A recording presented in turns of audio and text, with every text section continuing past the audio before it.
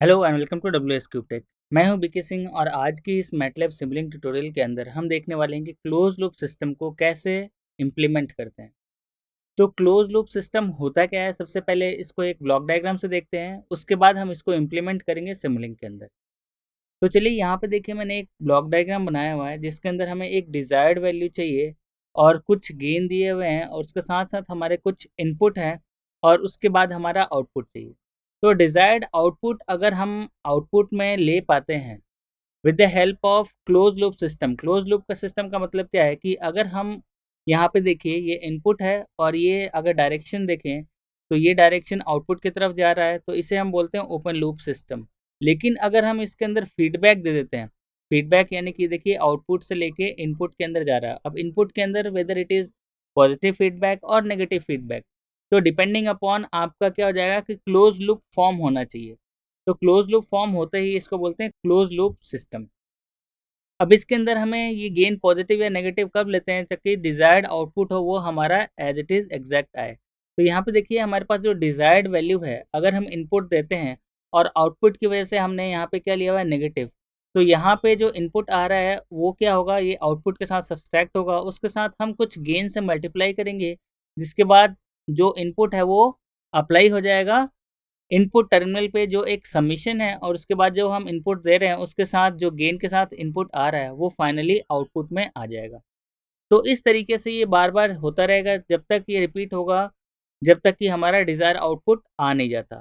तो चलिए यहाँ पे हमने इनपुट की वैल्यू ले रखी है, that is 110 volt to 250 volt. तो हम यहाँ पे जो अप्लाई करेंगे 110 से 250 वोल्ट, और हम गेन की वैल्यू रख रहे हैं 1। आप चाहें तो चेंज कर सकते हैं डिपेंडिंग अपॉन कॉन्फ़िगरेशन। मैंने यहाँ जस्ट एग्जांपल लिया आपको समझाने के लिए। उसके बाद हम डिज़ायर्ड आउटपुट रख रहे हैं, दैट इज़ 220 वोल्ट। तो 220 वोल्ट हमें डिज़ायर्ड आउटपुट चाहिए और हम इनपुट के अंदर दे रहे हैं, दैट इज़ 110 टू 250 वोल्ट। आप कोई भी एक फिक्स वैल्यू ले सकते हैं या वेरिएबल लेना हो तो वेरिएबल ले सकते हैं। मैं यहाँ पे फिक्स वैल्यू लूँगा, उसके बाद मैं आपको एक्सप्लेन करूँगा। तो चलिए सिमुलिंक में ये मॉडल आपका कैसा दिखेगा। तो सिमुलिंक के अंदर अगर हम देखें कि ये मॉडल कैसे दिखेगा, तो देखिए मैंने इसको यहाँ पे बना रखा है। यहाँ पे देखिए ये हमारे पास एक इनपुट है, दैट इज साइनोसोडल वेव, जो हम यहाँ पे प्रोवाइड करेंगे इस ब्लॉक में। उसके बाद आप देख सकते हैं कि इनपुट जो है उसके साथ हमारे पास गेन का आउटपुट आ रहा है। तो ये हमने एक गेन लिया है, गेन का आउटपुट आ रहा है और दोनों ऐड हो रहा है। तो फाइनल जो इनपुट आ रहा है, इनपुट का आउटपुट, यहाँ देखिए इसका और इसका, वो हमारा आउटपुट में जा रहा है। तो ये हमारा आउटपुट है। अब ये आउटपुट से हमारा एक फीडबैक है जो नेगेटिव के अंदर जा रहा है। तो ये हमने एक फीडबैक लिया है जिसको एक सब्सट्रैक्टर लिया है जिसके अंदर प्लस और माइनस किया है। तो नेगेटिव के अंदर हमारा क्या जा रहा है, ये आउटपुट वैल्यू, ये वाली आउटपुट वैल्यू। तो ये हमारी आउटपुट वैल्यू यहाँ कनेक्ट हो गई है। उसके बाद इसके अंदर हमें डिजायर्ड वैल्यू देनी है। तो डिजायर्ड वैल्यू हमारी जो है वो हमने एक और साइन वेव लिया है जिसके अंदर पैरामीटर सेट किया है, that is in the range of 220 volt. तो हमें एग्जैक्ट वैल्यू रखी है 220 वोल्ट, और उसके बाद हमने आउटपुट वैल्यू चेक की है और इनपुट वैल्यू चेक की है, यानी हमने जो इनपुट दिया है वो कितना दिया था और फाइनली जो आउटपुट आ रहा है वो कितना आ रहा है। तो ये हम देखेंगे, ये हमारा सिमुलेशन मॉडल होगा। तो इसी को चलिए इम्प्लीमेंट करते हैं मैटलैब सिमुलिंक के अंदर। तो चलिए सबसे पहले मैं मैटलैब विंडो ओपन कर लेता हूँ और इसके अंदर मैं सिमुलिंक टाइप कर देता हूँ। तो सिमुलिंक ओपन हो गया। अब इसके अंदर हमें सिमुलिंक फाइल खोलनी है, यानी मॉडल फाइल खोलनी है। तो यहाँ पे जाएंगे और न्यू मॉडल फाइल कर देंगे। तो जैसे ही न्यू मॉडल फाइल करेंगे आप देखिएगा यहाँ पे फाइल ओपन होके आ गया। अब इसको सबसे पहले हम सेव कर देते हैं।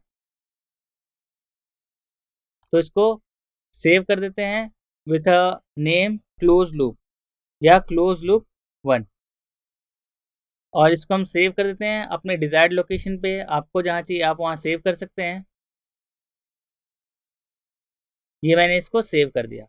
अब इसके बाद हमारे पास जो क्लोज लूप सिस्टम के अंदर जो पैरामीटर्स थे वो क्या थे हमारे पास, देखिए एक बार हमारे पास दो इनपुट लेने हैं। तो दो इनपुट के लिए हमने दो साइन वेव ले रखा है। तो साइन वेव 1 और साइन वेव 2 हम यहाँ पे नेम कर देंगे। तो चलिए मैं यहाँ पे दो ब्लॉक ले लेता हूँ। उसके बाद हमें दो एडर ब्लॉक चाहिए जिसके अंदर एक प्लस प्लस और एक प्लस माइनस चाहिए। उसके बाद हम गेन चाहिए और उसके बाद हमारे पास स्कोप चाहिए। तो ये सारे ब्लॉक्स को मैं सबसे पहले मॉडल फाइल के अंदर इंक्लूड कर लेता हूँ। तो चलिए सिमुलिंक लाइब्रेरी में जाते हैं और यहाँ से हम मॉडल फाइल के अंदर हम सारे ब्लॉक्स को ऐड कर लेते हैं। तो ये चलिए हम सबसे पहले सोर्सेस में जाते हैं। सोर्सेस के अंदर हमारा साइन वेव मिल जाएगा। तो ये देखिए साइन वेव यहाँ पे है, इसको ड्रैग एंड ड्रॉप किया अपने मॉडल फाइल में।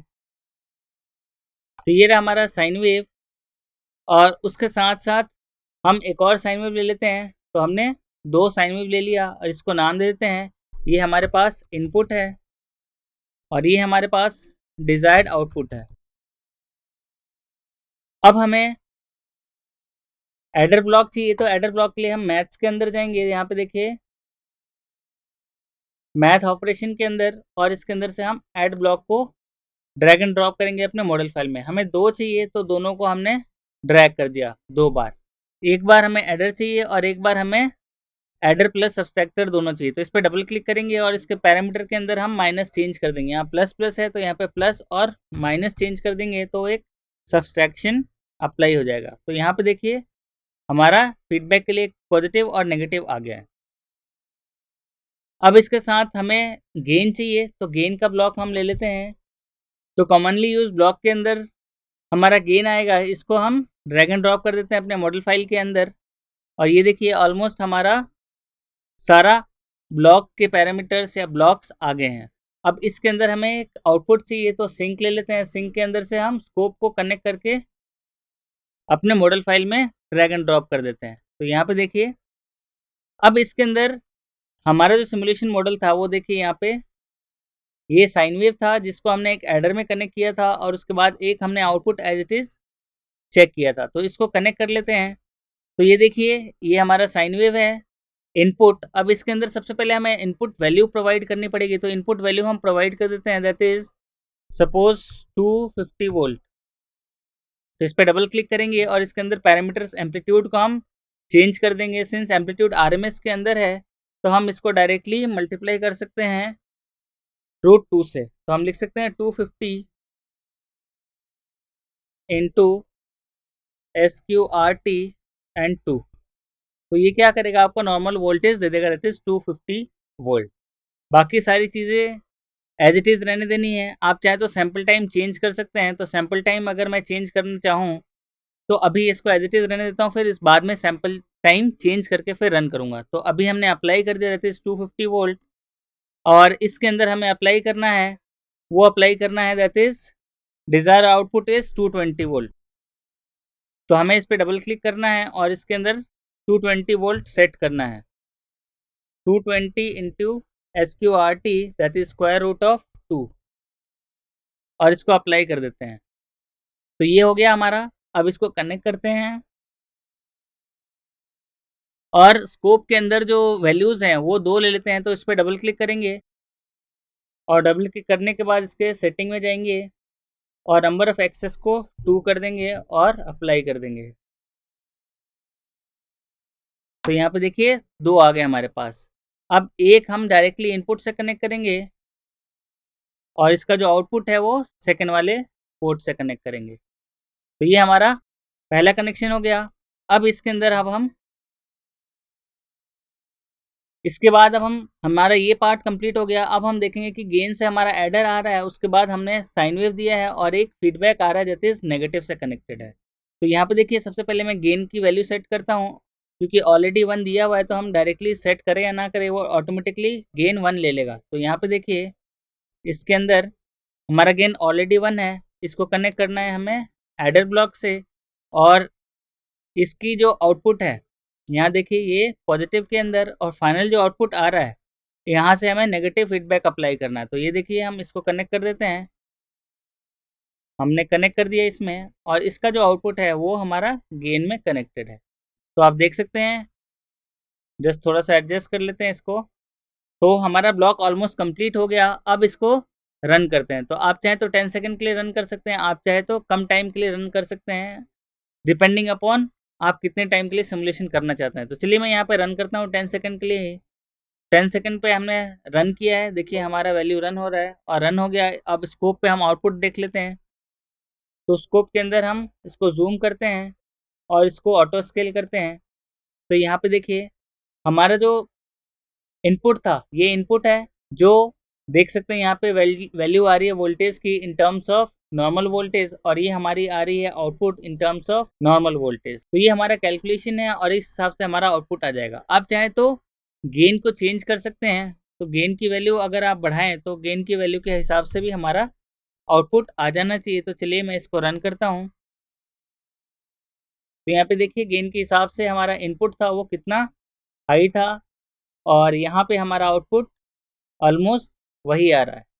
तो इस तरीके से हम अपना क्लोज लूप सिस्टम डिज़ाइन कर सकते हैं यूजिंग अ सिमुलिंक मॉडल। इसके साथ साथ हम ये भी कर सकते हैं कि अगर स्कोप के अंदर ही, यहाँ पे देखिए डबल क्लिक किया हमने, स्कोप के अंदर आप देखेंगे कि स्कोप के अंदर आप चाहें तो फ्लोटिंग स्कोप सेट या सेलेक्ट कर सकते हैं या फिर आप नॉर्मल सेलेक्ट कर सकते हैं और इसको क्लोज कर सकते हैं। यहाँ पे हमेशा ध्यान रखिए कि जब आप रन करेंगे यहाँ पे इसको ऑटो स्केल कर दें, क्योंकि अगर आपने ऑटो स्केल नहीं किया तो आपका वेव फॉर्म आगे और पीछे जा सकता है। तो ऑटो स्केल करने से हमारा जो एग्जैक्ट वेव फॉर्म है वो आपका दिख जाएगा पूरे स्केल के अंदर, यानी कि ऑटोमेटिकली ये स्केलिंग कर देगा कि जिसमें हमारा जो आउटपुट वेव फॉर्म आ रहा है वो पूरा का पूरा दिख जाए इसके अंदर।